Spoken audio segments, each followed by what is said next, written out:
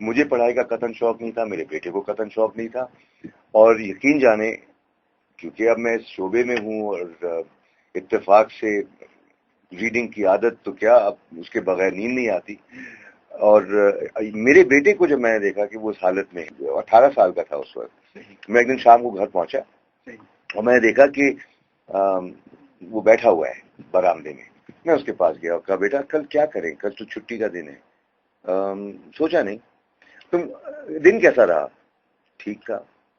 یعنی ایسے مختصر جواب دیتا تھا، اتنا خاموش طبع تھا، اپنی کیفیت کو اپنے دل میں رکھتا تھا، کبھی اظہار نہیں کرتا تھا. اس سے گفتگو کرنا ایسا تھا جیسے پتھر سے خون نکالنا ہو. یہ میرے بیٹے کی حالت تھی 18 سال کی عمر میں. اور مجھے احساس ہی ہوا کہ یار کسی طرح سے میں اس کو ریڈنگ کا چسکا لگا دوں.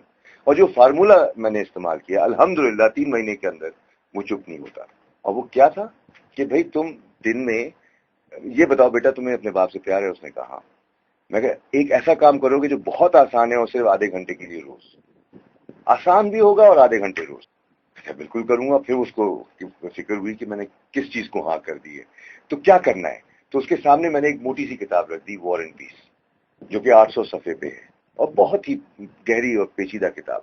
اس کو دیکھ کے وہ چکرا گیا. تو میں نے کہا بیٹا پتہ ہے کیا کرنا ہے، اس کو ختم نہیں کرنا، اس کو صرف روز لغت لے کے بیٹھ جاؤ اور آدھے گھنٹے میں جتنا پڑھ سکو پڑھو سمجھ کے ساتھ. تم ایک لائن پڑھو یا ایک پیراگراف، مجھے اس سے زیادہ مطلب نہیں ہے، اور ختم تو کرنی نہیں ہے. اور صرف کرنا یہ ہوگا کہ جب وہ کتاب پڑھ لوں مجھے بتا دینا کہ کیا پڑھا، کیا سمجھ میں آیا. یہ کر سکتے.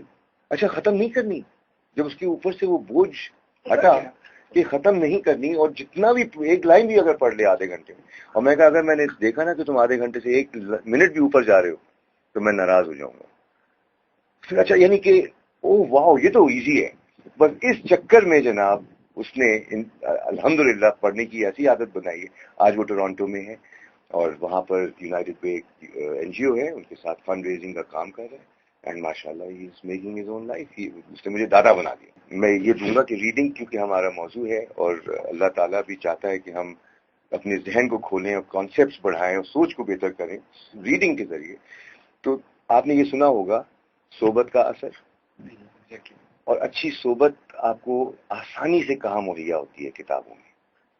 جتنے اچھے اچھے لوگ ہیں جن کو آپ اچھا تصور کرتے ہیں، جن کو آپ ایڈمائر کرتے ہیں، ان کی کتابوں کو اگر آپ ایک نظر دیکھ لیا کریں، اور ختم کرنے کی نیت سے نہیں، ایک جملہ اس کے اندر آپ کی زندگی کو چینج کر سکتا ہے. اچھی صحبت رکھیں گے انشاءاللہ آپ ایک اچھے انسان بنیں گے. جو آپ کی فوکس ہوگی وہی گرو کرے گا. تو اپنے آپ کو اگر آپ کہتے ہیں کہ یہ نہیں ہو سکتا تو آپ صحیح کہہ رہے ہیں، اور آپ کہتے ہیں یہ ہو سکتا ہے تو بھی آپ صحیح کہہ رہے ہیں. تو آپ کو کون سا راستہ اختیار کرنا ہے؟ یقین ایسا رکھیں کہ اللہ کی قدرت میں سب کچھ ممکن ہے. اگر آپ کو حل پتہ نہ ہو تو یہ نہ کہیں کہ یہ ہو نہیں سکتا، یہ کہیں کہ ہو سکتا ہے لیکن مجھے پتہ نہیں. تو اس سے ذہن بھی کھلا ہوگا اور آپ اپنی زندگی کو بہتر بنائیں گے. بہتر صحبت کے ساتھ گھومو، ان لوگوں کے ساتھ جو ایک مثبت سوچ رکھتے ہیں، اپنے لیے اور دوسروں کے لیے اچھائی چاہتے ہیں اور برائی کسی کے لیے نہیں کر رہے، صرف توجہ دے رہے ہیں اپنی زندگی کو بنانے میں اور معاشرے کو ہی بہتر